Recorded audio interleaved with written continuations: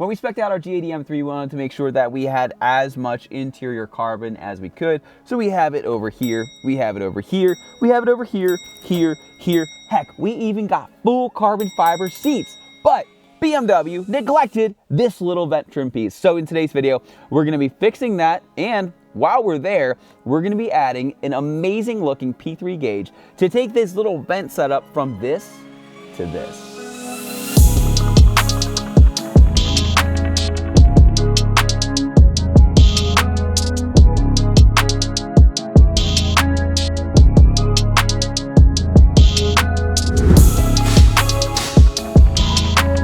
Hey, this is Brian. Thanks for watching Kies Motorsports. If you like our videos, give us a thumbs up. It helps us get found. Make sure to subscribe. Check us out at KiesMotorsports.com. Welcome back to video 4 of our 4-part series where we're adding an insane amount of carbon to my G80 M3.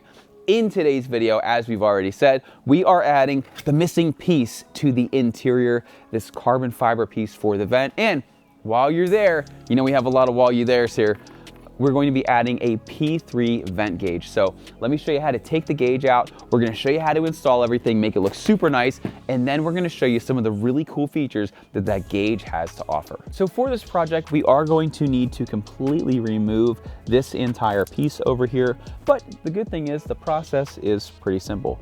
What I like to do is I like to start on the side here, and I like to just take a little trim tool, slide it in over here, and then start to pry up like so. I always like to do it over here with a plastic tool where nothing's going to get scratched.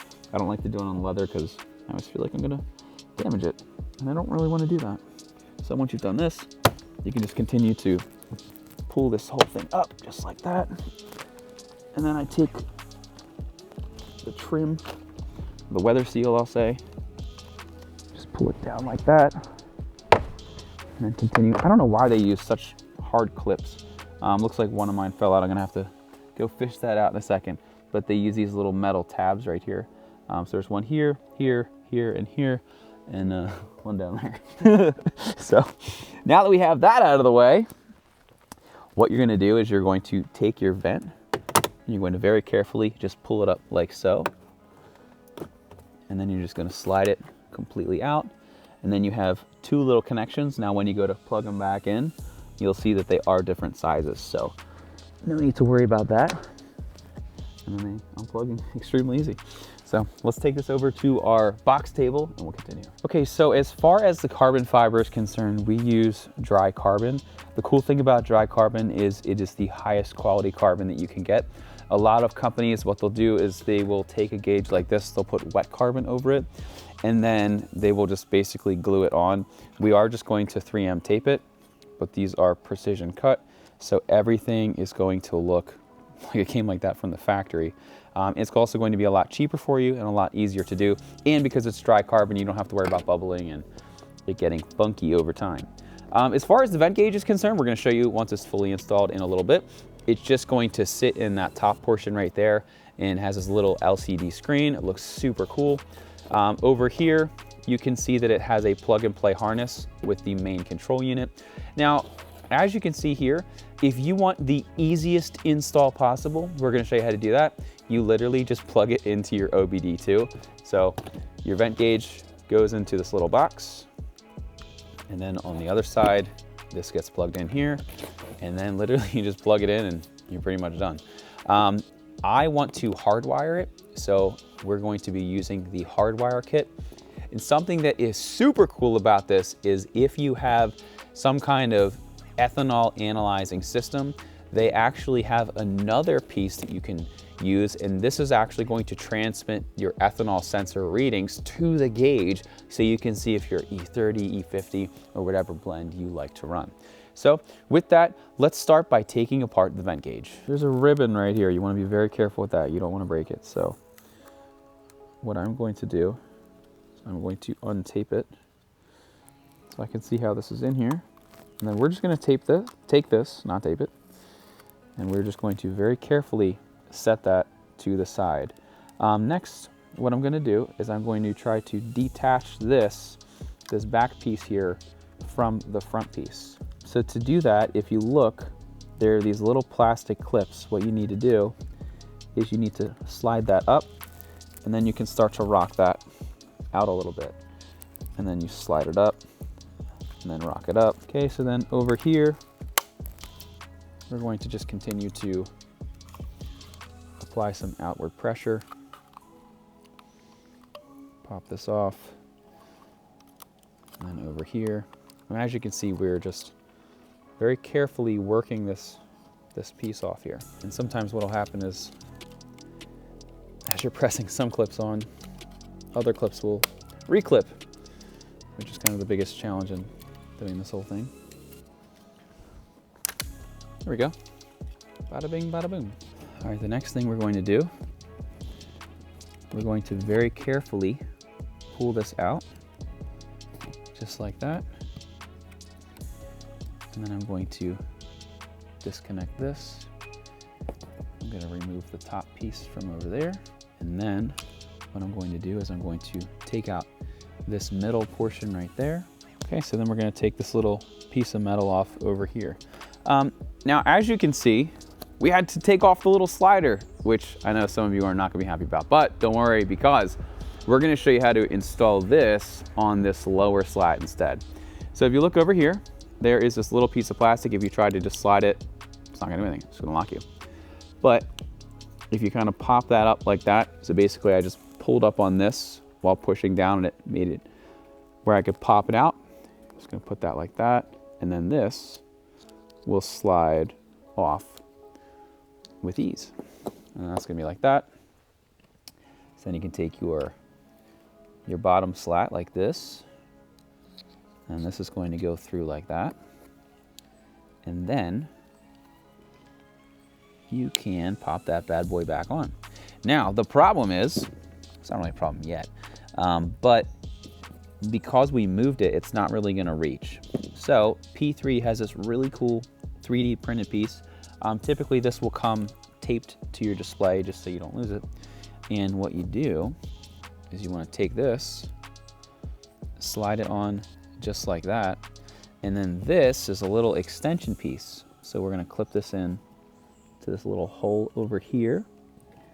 Make sure that that is situated, and then you can pop that in like that, and then you will still have full functionality. Just make sure that you have this seated all the way. Okay, like that.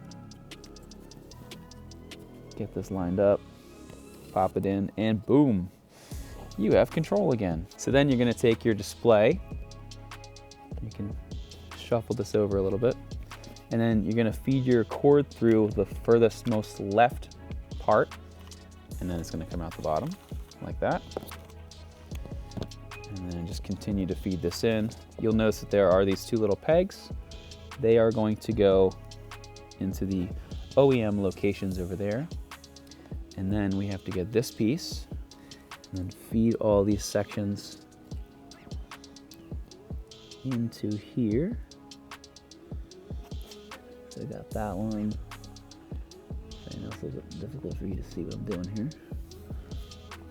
And then we have this one over there. And then this is going to get fed in just like that. And then look at that. You have a little direction and you can still control your climate. So once you're here, we can start to reassemble everything, and then I'll show you how to put it in the car. So as far as the reassembly is concerned, it's significantly easier than taking it apart. You just get it, you line everything up, make sure that these little pins or fasteners, whatever you want to call them, are going into that location, and then flip it over to the top. So you can see I kind of missed on the top. That looks good. And there's one over here.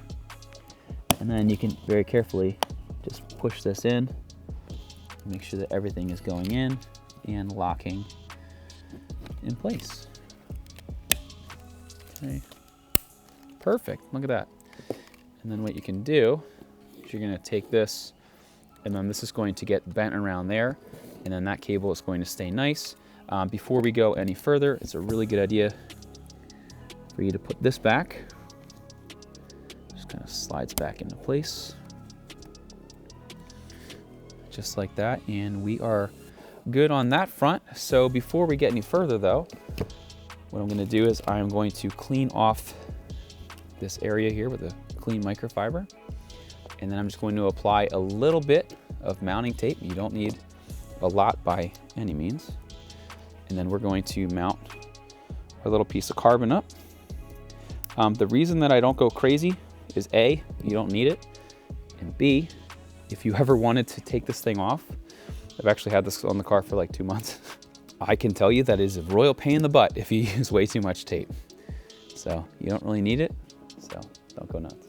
So now that we've done that, I'm just gonna peel this apart.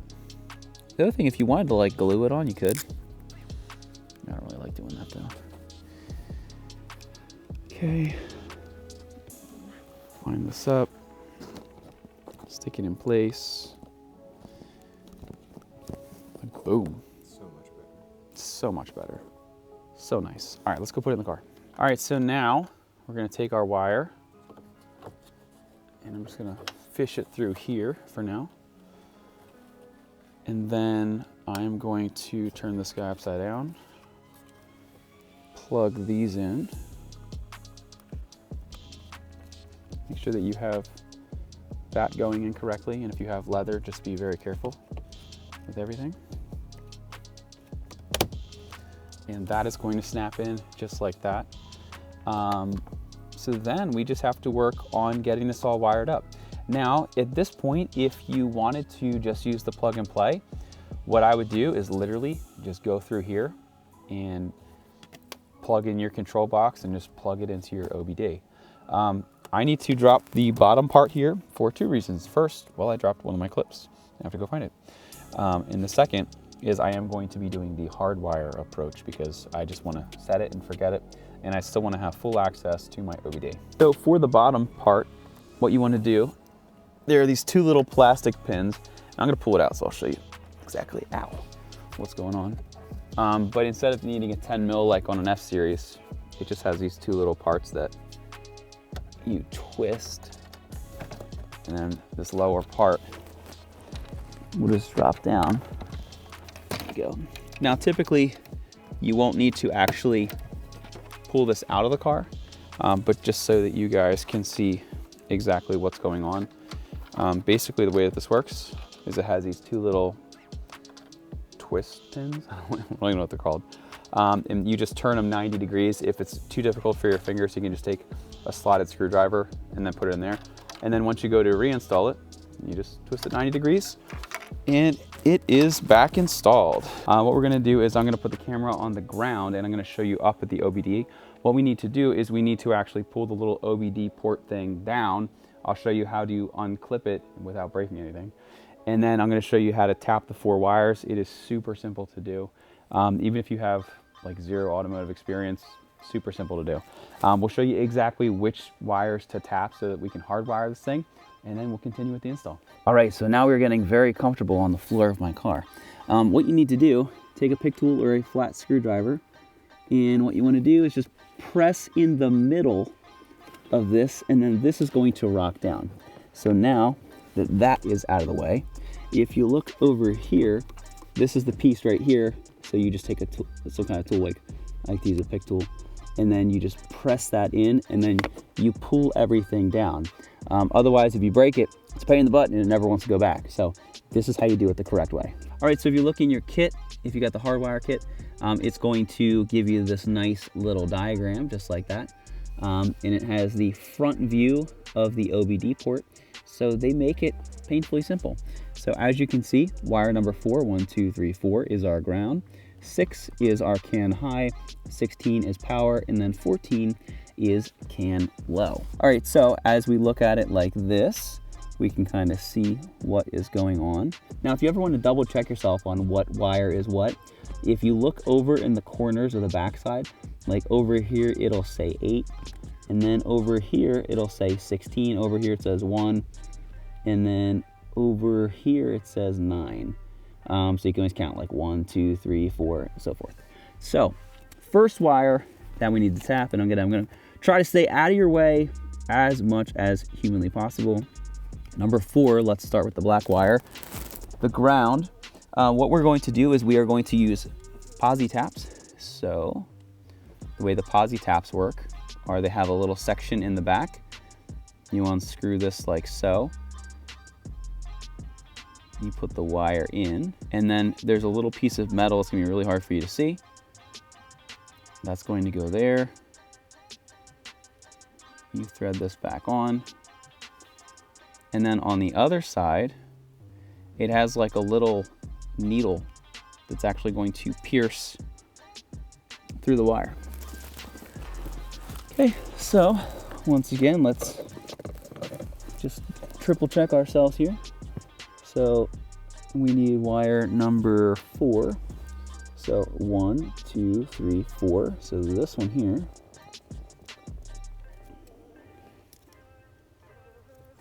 is our ground. And it's gonna be really tricky for you guys to see until I'm done. But basically you just get it on there like that.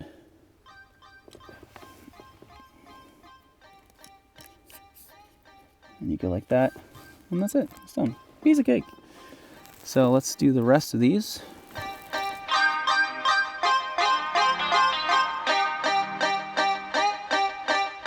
Okay, and then once you've done that, everything's done. You can just take this, just line up the little grooves, try to get that little junk out of the way.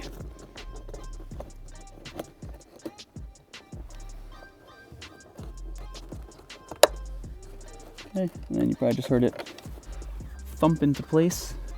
And then I'm just gonna feed this up to where I can get it from the top. Clip that bad boy in like that, boom. All right, and now we should have power. So, you know what that means. We're gonna plug this in, and then we're gonna have to, we use some zip ties and wire everything up. And you can see, we have light. It works, it's alive. So if you look in here, the F-Series had this too. There's this little piece of metal. But basically, I like to just take all the wires, make sure that everything is nice and neat. And then that is the perfect point to zip tie everything up. So since you're not gonna really see, because I'm gonna be like this anyway, let me just do it off camera and I'll show you the final result on what it's gonna look like, just so there's no rattles and whatnot. In other words, it looks like this. And then all you need to do to put the rest back is just snap again. All right, so now that that's all back together, last part, ready? Here we go, the moment you've been waiting for. All right, so now that we have the P3 gauge installed, we can see what it looks like on the road. So right now I have it set to boost. There are a number of different settings. So you have your boost, you have your AFRs, you have your speed, in case your speedometer breaks. You have your battery voltage, which is actually really good, especially if you have hardwired electronics. I miswired a dash camera one time. I was draining my battery. So that's very helpful. You have RPM shift lights in here. You have oil temperatures. You have your IATs, which are really good to keep an eye on. You have your EGTs, your exhaust gas temperatures. You have your coolant temperatures. So basically it's everything that my display wheel has in my F80, but like on serious steroids. It also has your throttle, so you can see how much you're pushing the pedal down. And where that comes in, like right now, I'm not on the throttle at all. And because everything's electronically controlled, the car's normally doing stuff that you're not doing. And it may be doing something different from what you expect. So that's really cool to be able to keep all that in check. So again, we have our AFRs. You have 0 to 60 times. So if you stop, it'll let you do 0 to 60. And well, since it's asking, I mean, we should probably just do it. I don't see why, you know, for the video, of course, that we shouldn't do it. All right, so the gauge is asking me to stop. Now, I don't know if I've driven long enough to go into launch control. So worst case, it's not launch control. Oh my gosh. Oh, 2.94. Woohoo! Woo boy! And we slipped all 4. Dude, we were moving. And Zach didn't throw up in my car. Yes. Yeah, 2.94. So that's, sub 3 is pretty good. So I'm happy with that, even though we spun and it was second gear. Oh man, All right. Boost. Everyone wants to know what you're boosting, right?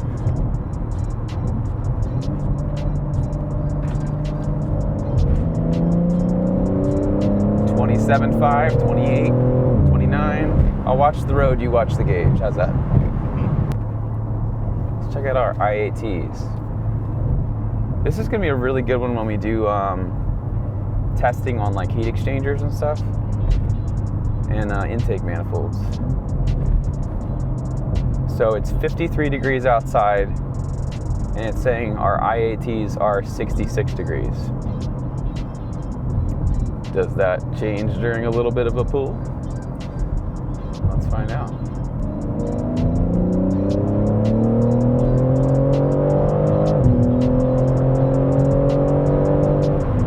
The I80s did great.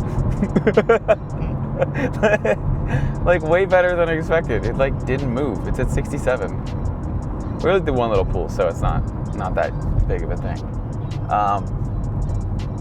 But yeah, I love this thing. Oh, I bet you the EGTs are like shooting up as we accelerated there. Got the RPM, so you can set your shift lights.